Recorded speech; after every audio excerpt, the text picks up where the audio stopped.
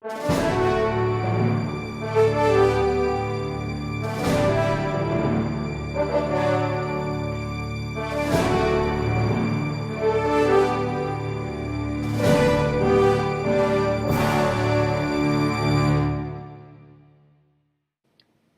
29. Alaric was the only one outside when they came into camp. "Hey, the pig is back!" he called. A limping sailor, hobbling on a wooden stick, came to the door of the snow cabin. Flora didn't like the way he looked at her. She would be keeping far away from that one. Alaric put out 3 small frozen fish that Flora attacked. She looked up to see Sophia and Oscar watching. She felt a little ashamed, but still couldn't help licking the snow where the fish had been. It was her first meal in 3 days, and she felt almost as hungry as before. Alaric scratched behind the ears. "I wish I could give you more."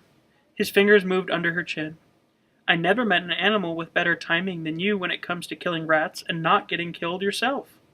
You are one smart pig.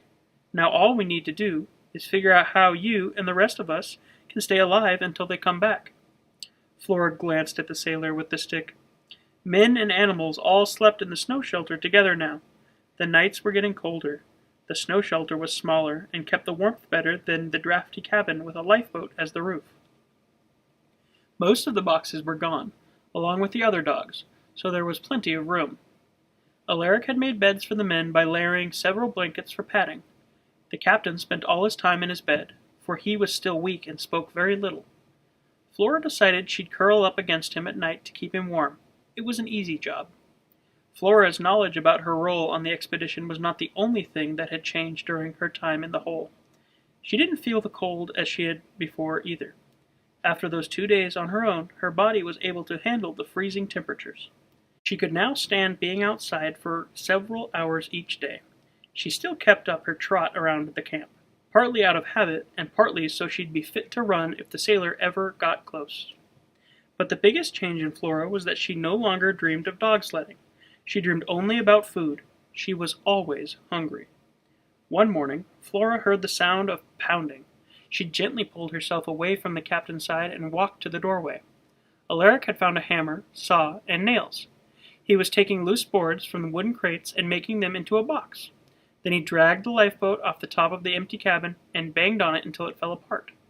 He laid out 2 curved pieces from the front of the boat parallel to each other like sled runners. He placed straight boards across both runners, nailed them down tight, and then attached the wooden box he had made. "What does he think he's doing?" Sophia had stepped up beside her. "It's a homemade sled," said Flora.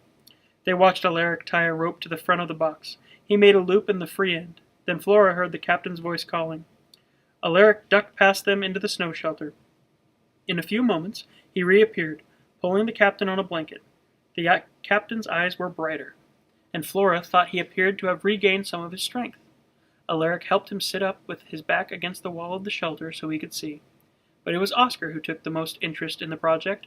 After so many days of rest, he seemed to be feeling much better. He sniffed the loop at the front of the sled, walked around the whole thing, and then stayed close to Alaric's side, even getting underfoot at times, especially when Alaric bent to pick up the loop. A spark of Flora's old feelings flickered to life. She tried not to remember. She tried not to feel. "Stop it," she told herself.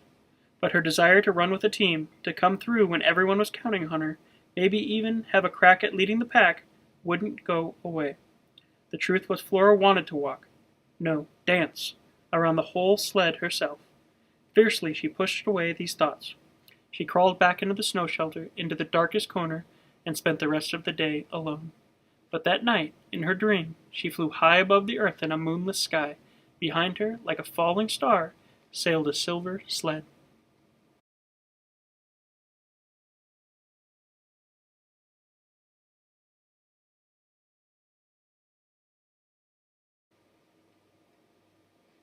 "That sled you're building is more than just a toy, isn't it?"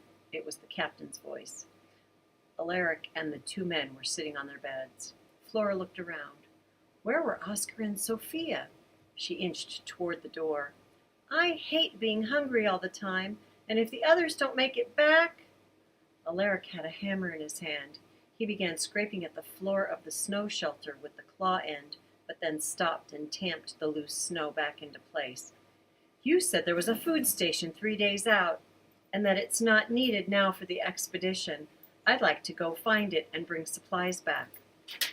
"Well, by now you probably know how to use the sun and stars to navigate from watching the crew," the captain said. "And of course the dog has already been there. These sled dogs have an amazing ability to remember their way back to a place they've already visited, and Oscar is one of the best. But even for me, with all of my experience, it's extremely dangerous, even reckless, to head into that inhospitable terrain alone. Besides, I'm not convinced the dog is well enough to pull. It'll be a heavy load when the supplies are added." "But Oscar looks almost like his whole old self," Alaric thumped the side of his boot with a hammer. The captain hesitated. "Let's discuss this again in a few days. My health has been improving steadily. I should be the one to make the journey." Flora shook her head. Oscar was looking much better, but he was hardly back to his old self, and the captain would be lucky if he could even stand without help in a few days. "We don't need more food." The sailor poked his stick into the snowy floor. "Why don't we just eat the pig?" Flora felt the hairs on her neck stand up. She measured the remaining distance to the door. She could make a run for it if the sailor got any ideas about jumping on her. "That pig saved my life." It was the captain. "Well, it could save your life again, Captain, and I know just the recipe." The captain did not answer. Flora slipped out and walked until the camp was barely visible. She wished she could just keep walking. She was so tired of being afraid. Later that morning, the captain was dragged out to his place against the shelter. "Tell me if you see something that will make this thing glide better," Alaric said to him. Then, looping the rope over his neck and under one shoulder, he gave the new sled a pull. Oscar followed, woofing. When Alaric didn't stop, Oscar ran in front and almost tripped the boy until Alaric took the loop off and placed it around Oscar. The big dog now walked like a king, pulling the sled with his head high. About 10 steps later, the loop slipped off his chest and down to the snow. Oscar picked it up in his teeth and dragged the sled another few steps, making everyone laugh. Flora couldn't help but smile, too. "I feel better already." Oscar flopped down beside her. He looked better, although he was breathing hard. "Pulling is like medicine," Flora finished. "I know, you told me already." "Yep," said Oscar, "and I've been needing a dose of that medicine for a long time." After a quick rest, Alaric brought out a second rope. Flora's heart jumped, but he tied the new rope to the sled and made a loop for himself. He adjusted Oscar's rope so it wouldn't slip off. Together they pulled the sled in a tight circle as a team. Flora couldn't stand it any longer. She trudged away again, this time far into the white, until the sounds from camp faded. She looked all around. It was so strange to feel trapped in the middle of so much open space, but that was exactly how she felt. When she finally followed her tracks back, the sled was gone, and so was everyone else except the captain. He had fallen asleep, sitting up. Flora lay down at his side. They both woke to a loud whooping. The sled seemed to be returning from a trial run. Sophia hopped off as they came to a stop and batted playfully at Oscar, who was pulling the sled by himself. Alaric had made him sort of a harness out of smaller ropes. Oscar looked happy but tired. Alaric helped the sailor stand up from where he'd been sitting in the bottom of the box, and then unhooked Oscar. "Sir?" Alaric walked up to the captain and saluted. "We've practiced with extra weight in the sled. A fully grown man plus me, and the dog did fine. I know you wanted more time to consider, but we don't have time. I'd like permission to go out in search of the food stores." The captain looked at his boots. Oscar joined the boy, and Alaric reached down and patted him on the ribs. "I have the strength to help pull Oscar if need be, but I'm not getting any stronger on the bit of food we get each day." The captain shook his head. "My mind is made up. It's no job for a boy alone. We'll devise a plan in a few days." Alaric crossed his arms. He looked bigger and more confident than the boy Flora had met that first day on the dock. "I know I'm only a cabin boy, but you were the one who said you never know where brains and talent will come from. It might be time to find out." "No," the captain's voice was kind but firm. "Permission denied. I would be sending you to your doom." Yes, sir. Flora was surprised at how easily Alaric seemed to give up. The boy looked around at the fading light. It's time to get inside, sir, and have a bite to eat. It's too cold for you out here. Alaric covered the captain's legs with the blanket and gently pulled him into the snow shelter. After Alaric dished out the evening meal, he tucked more blankets around the captain while everyone got ready for bed. Flora lay down again at the captain's side. Keep him warm, pig, said Alaric. Flora woke in the middle of the night. She listened for the sound that had awakened her, but all was silent.